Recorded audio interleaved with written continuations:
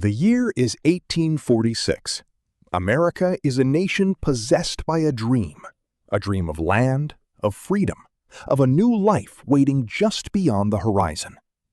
Thousands of families pack everything they own into wooden wagons and begin the long journey westward, across rivers, across plains, across mountains, chasing a promise called California. They call it manifest destiny, the belief that Americans were meant to spread from one coast to the other, that the land was theirs for the taking. For most travelers, the journey is hard but survivable. For one group of 87 men, women, and children, it will become the most terrifying ordeal in American history. This is the story of the Donner Party. George Donner was a 62-year-old farmer from Springfield, Illinois, wealthy, respected, and optimistic. He had heard the stories of California, a land of fertile soil, warm weather, and endless possibility. His neighbor, James Fraser Reed, was equally ambitious. Reed was a businessman, proud and confident, perhaps a little too confident. Together, the two men convinced their families, including children, servants, and hired hands, to abandon their comfortable lives in Illinois and head west. They set out in April of 1846, joining a larger wagon train heading toward the Oregon Trail. At first, everything seemed to be going according to plan. The mood was hopeful. The children played alongside the wagons. The adults talked about the new farms they would build, the new lives they would live. Nobody could have imagined what was coming. By the time the Donner Party reached Fort Bridger in present-day Wyoming, it was late July. They were already behind schedule. Every experienced trail guide knew that crossing the Sierra Nevada mountains before the first snowfall was absolutely critical. The window was narrow, sometimes just a few weeks. But at Fort Bridger, the group received a letter. It was from a man named Lansford Hastings, a lawyer and self-proclaimed trail expert who had published a popular guidebook about the journey west. In his letter, Hastings claimed to have discovered a new shortcut, a route that would cut hundreds of miles off their journey.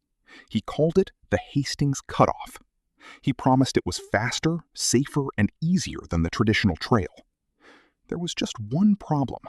Hastings had never actually traveled the route with wagons. He had seen it on horseback, once. The Donner Party, desperate to make up time, chose to take the shortcut. It was the worst decision they would ever make. The Hastings Cutoff was not a shortcut. It was a nightmare. The terrain was brutal. Jagged canyons, thick forests of trees that had to be cut down one by one just to move the wagons through, and salt flats so vast and featureless that travelers lost all sense of direction. The group spent 5 grueling days crossing the Great Salt Lake Desert alone, under a merciless sun. Oxen died of thirst, wagons were abandoned, supplies were lost. What Hastings had promised would take 2 weeks took over a month. The group was exhausted, demoralized, and dangerously behind schedule.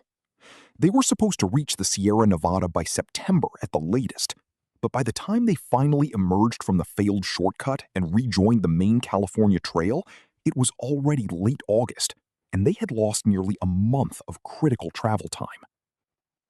The mountains were still hundreds of miles away, and somewhere to the north, storm clouds were beginning to gather. The physical suffering was taking a terrible toll on the group's relationships. Tempers flared. Arguments broke out over food, water, and the pace of travel. On October 5th, 1846, the simmering tension finally exploded. During a difficult river crossing, a wagon owned by James Reed became stuck. In the chaos that followed, one of Reed's hired teamsters, a man named John Snyder, got into a violent argument with Reed. The fight escalated. Snyder struck Reed's wife with a whip. Reed, enraged, drew a knife and stabbed Snyder. Snyder died within minutes. The group was horrified. A trial was held right there on the trail. The verdict was swift and brutal. James Reed, one of the founding members of the party, one of the men who had organized this entire journey, was banished. He was sent away from the group with nothing but a horse and a gun. His wife, his children, his servants, all left behind. Reed rode ahead alone, promising to send help from California. He had no... October was slipping away. The group pushed hard, desperate to reach the Sierra Nevada and cross before winter arrived. But they were weak. Their food supplies were critically low. Several of their oxen had died or been lost in the desert. They were moving too slowly. On October 28th, they finally reached the base of the Sierra Nevada mountains, at a place that would later be named Donner Lake. They were just 1 day's travel from the summit of the pass. 1 day. If they could just cross the summit, they would begin the descent into California.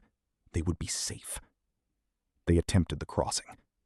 But as they climbed, the snow began to fall. Lightly at first, then heavier. Then in blizzard conditions that none of them had ever seen before. The trail disappeared beneath feet of snow. The animals could not move forward. The wagons were useless. The group was forced to turn back. They set up camp at the lake, and they waited for the storm to pass. It never did. The winter of 1846 to 1847 would turn out to be one of the... The camp at Donner Lake was not a camp. It was a prison made of snow. The survivors frantically built shelters. Some used logs. Some used their wagon canvas stretched over wooden frames. Others simply dug into the snow itself, covering the holes with animal hides and pine branches. George Donner and his family were camped several miles away from the main group, near a creek that would also bear his name. George had suffered a serious hand injury and could not travel. The two camps, about 6 miles apart, were now completely isolated from each other and from the rest of the world. The snow kept falling, day after day, week after week. By November, there was over 10 feet of snow on the ground. The temperatures plummeted far below freezing. The cattle that were supposed to be their food supply were buried under the snow and could not be found. The group began killing and eating their dogs. Then they boiled and ate the hides of the dead animals. They were running out of options. And it was only the beginning of winter. Starvation is not simply hunger. It is a slow, devastating process that destroys the body and the mind. First comes the weakness, the inability to stand, to think clearly, to keep warm. Then come the hallucinations. Then organ failure. The people trapped at Donner Lake began to die. The elderly went first, then the weakest adults. The children, surprisingly, showed remarkable resilience, perhaps because the adults were giving them the most precious food. Parents who were dying of hunger were choosing to let their children eat first. By December, the situation was catastrophic. The group had been trapped for nearly 6 weeks. Help had not come. No rescue party had arrived. They were completely cut off from the outside world, buried under 20 feet of snow in one of the most remote mountain ranges in North America. A group of 15 volunteers, 8 men and 5 women, plus 2 native guides, decided that someone had to go for help. They fashioned crude snowshoes from ox bones and rawhide strips, packed what little food remained, and stepped out into the blizzard.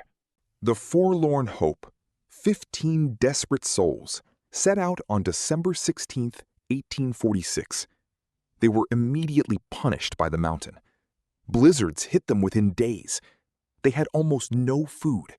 Their snowshoes barely worked. Their feet froze. On Christmas Eve, lost in the wilderness with no shelter, the group huddled together and waited to die. The storm finally broke on Christmas Day, but by then, several members of the group had already died from exposure and exhaustion. And that is when the survivors made a decision that would shock the world. Facing certain death, the living chose to eat the flesh of the dead. Let that moment sit with you for a second. These were not monsters. These were ordinary American families, farmers, business people, mothers and fathers, who had been pushed to the absolute limit of human endurance. The forlorn hope staggered forward. More members died along the way. By the time the survivors finally stumbled out of the mountains and reached a Native American village on the California side, only 7 of the original 15 were still alive. They had walked for 32 days through some of the most brutal winter conditions ever recorded in the Sierra Nevada. Their feet were frostbitten. Their bodies were skeletal. But they had made it. The news of the stranded pioneers spread quickly through California. James Reed, who had been banished from the party back in October, was already in California and had been desperately trying to organize a rescue mission for weeks. Now, finally, the rescue parties could be assembled. But the mountain was still locked in one of the worst winters in its history. Getting back in would be almost as difficult as getting out.